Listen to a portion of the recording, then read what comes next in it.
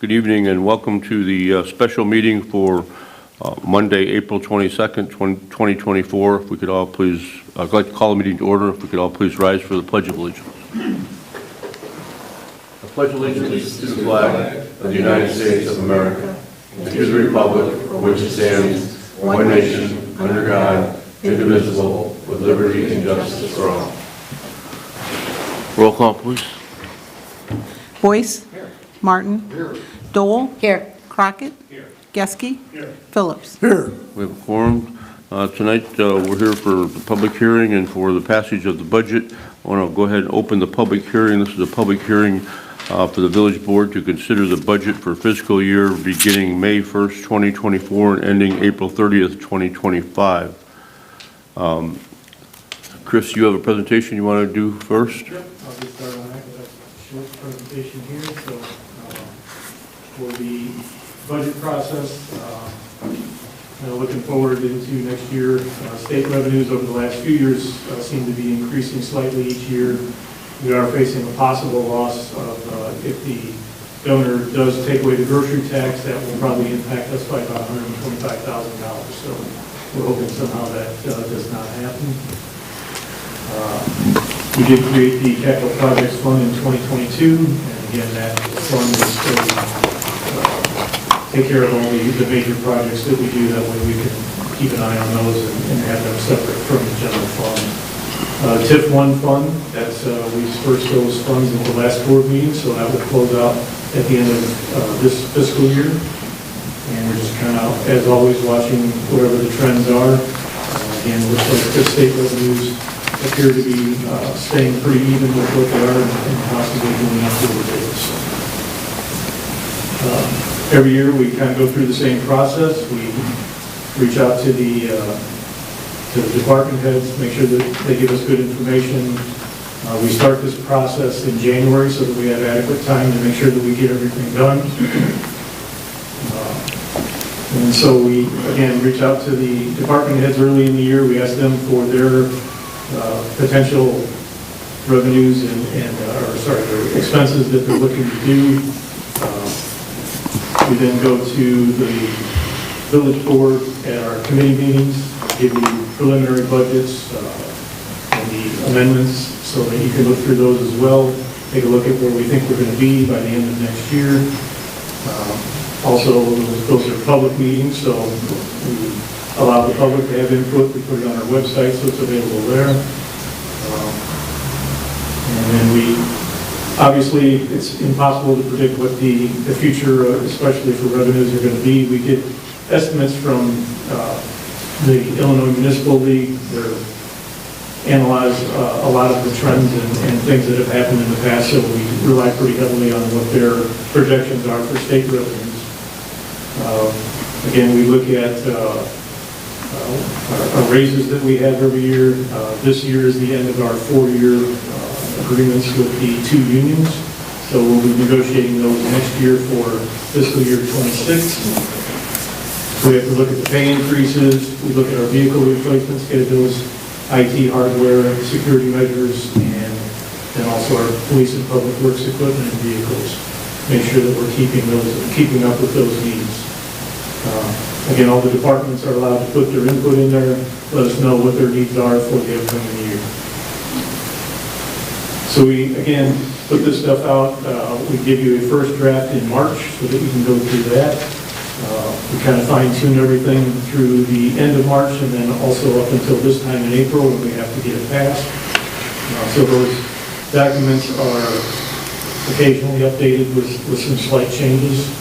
And then we also give time for feedback from the public, which I can say we've not gotten any, so that's a good thing. Again, we share the information. We promote teamwork with all our department heads, make sure that they are getting what they need within reason. And then we put in those numbers and try and make sure that we focus on what's really important in the village, which typically is our service and organizational stability. So, public health and safety, that's kind of the main focus. Obviously, if we have to cut anywhere in the budget, we try and pick areas that don't affect the safety and the health of the community. We want to make sure our citizens feel safe, and we want to, again, continue to improve or accommodate the projects that the mayor and the board come up with, make sure that we have the money to do those things. And then most importantly, we also have to make sure that our infrastructure stays reliable, and we keep up with those needs as well. I'm sorry. Thanks. General fund, again, we monitor income and expenses on a monthly basis, and that happens through the entire year. We're always looking at that to make sure that we're staying on budget for the most part. We have reinvested the remaining money that we have on the sewer sale funds. Luckily, over the last year and a half, those revenues have been pretty good because the interest rates are up there in the 4 to 5% range. So that's been a good windfall for us for the money that we have left that hasn't been used for any of the big projects that we've had. So we want to make sure that we maintain a fund balance so that if we have some bad years, that we've got enough money to continue to operate. So that's also something we take a look at. There are several funds that do not have revenue sources, so that money comes out of the general fund, and those are the events fund, the legacy park fund, storm sewer and capital fund, and then the capital projects fund. So all of the main projects that we do, those again come out of the general fund. And there again, the interest rates have continued to hover in the 4 to 5% range for any of the revenues that we have that we're able to put into CDs or longer term investments. So we've completed the budget. Typically, this has kind of gone the same way over the last at least 7 years that I've been doing this. Everybody does a good job getting us what we need to know. I think it's pretty clear what our goals are and that we're able to maintain those and make those happen every year. So appreciate again all the work that the budget or the department heads do on getting us their information and their numbers and whatever things that they need. And I will say that fortunately for us, at least here in Manteno, police department, public works, administration, really nobody's wanting for anything we've done. We've been very fortunate that we're able to keep good vehicles, good equipment, training for all of our guys. So we've really been fortunate that the village continues to run very well because of that. So a couple of quick slides here. This just shows our general fund balance over the last 10 years. Obviously, the three in the middle, that's when we got the sewer funds. Those have obviously gone down because of the big projects that we've done. Public Works facility, new police department. Just in general, a lot of things we've done. Some lighting projects, we've improved some parks, getting ready to do another big improvement in the park. So, the money is going towards things, assets that are obviously important for the village and very necessary. So this is the last 4 years. Our revenues are in blue and the expenses are in orange. The reason you're seeing a big increase in expenses this year is, again, the Thies Park improvement that we're doing. We're also doing a lighting project on North Cypress. We continue to do camera expansions whenever we can. And updating some of those. We have recently updated all the cameras at Village Hall. So a lot of small projects, a lot of big projects. But again, it's basically what we've always considered, trading our sewer, which was a huge asset, and trading that off for assets that improve the village. So this is a look at last year's budget in terms of our general fund revenues. See, the main ones are income tax, sales tax, and property tax. Property tax, obviously, the last 2 years we've given back for single-family homeowners. They've gotten all their village portion of the property taxes back. So this is the expenses for last fiscal year. You can see the largest part of the pie there is public safety. Again, one thing we prioritize here in Manteno. Administration shows a fairly large chunk of pie, but again, that's because of taking the money out of the general fund and putting that into the capital projects fund for the public works and the PD building, the two main projects. So this looks at the projection for revenues for next year. Kind of the same thing, still sales tax, income tax, and property tax are the main revenue sources. And then this looks again at the expenses that are in the budget for next year. Obviously, administration, showing that it's a little over half of the budget. Again, that's because of the Thies Park, which will probably end up being around $3 million, and then some other smaller projects like the lighting on North Cypress. And then we're also expanding the parking lot at Legacy. That's another fund that does not have a revenue source, so that comes out of the general fund and gets transferred over to the capital projects fund. So that's why you're seeing this pie chart gives Al a break for a year so that he's not the largest chunk of the pie. So this will probably be the last year that happens, so enjoy it, Al. That's all I have. If anybody has any questions on the budget? Thank you, Mr. LaRock. Yeah, is there any public comment on the budget presentation? Seeing none, any comments or questions from the board?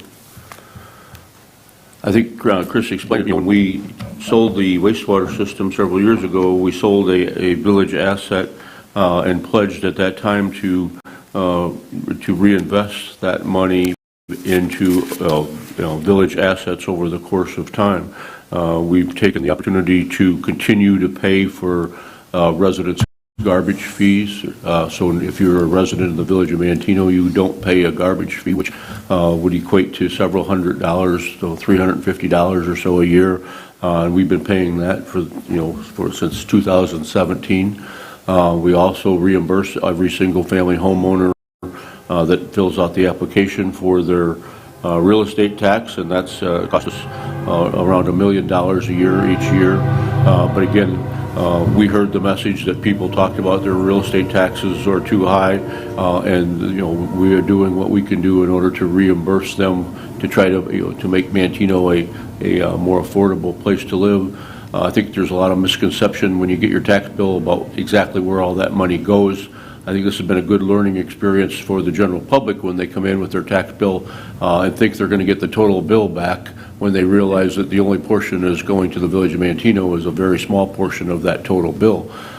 We've also had people from other communities that came in to get a tax rebate, but they didn't realize that they just didn't understand the tax system and where the money goes. So while it's been good financially for the community to be able to give that money back to each homeowner, I think it's also been a good educational process for people to learn exactly, when you get your tax bill, look at it. There's 10 different entities on there that get money out of that, and the village being one of them, but there's a lot of other ones that the village has absolutely no control over.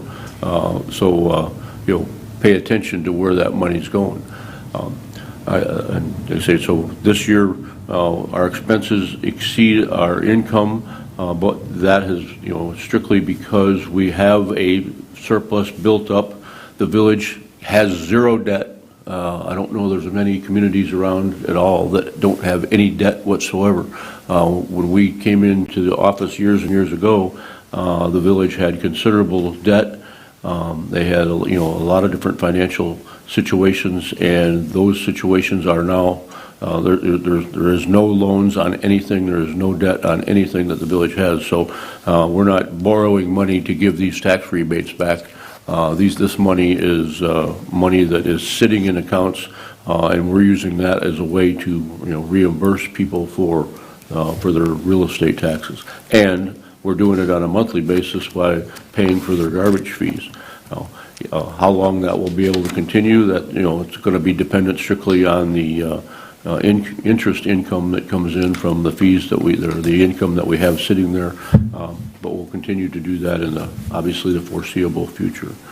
Is there any comments or questions from the board on the public on the budget or the budget amendment? Seeing none, I'll go ahead and close the public hearing and open up the special meeting agenda. The only items we have on the agenda are ordinance 2337, an ordinance to reallocate amounts within funds between departments and utilize additional amounts from fund balances for FYE April 30th, 2024. We have two separate items on here, so we'll have to do two separate votes. as opposed to doing an omnibus vote. So I would accept a motion to approve ordinance 2327. Make the motion. Motion by Phillips, second by Geske. Roll call. Phillips. Geske. Boyce. Yes. Martin. Yes. Dole. Yes. Crockett. Yes. Motion carries.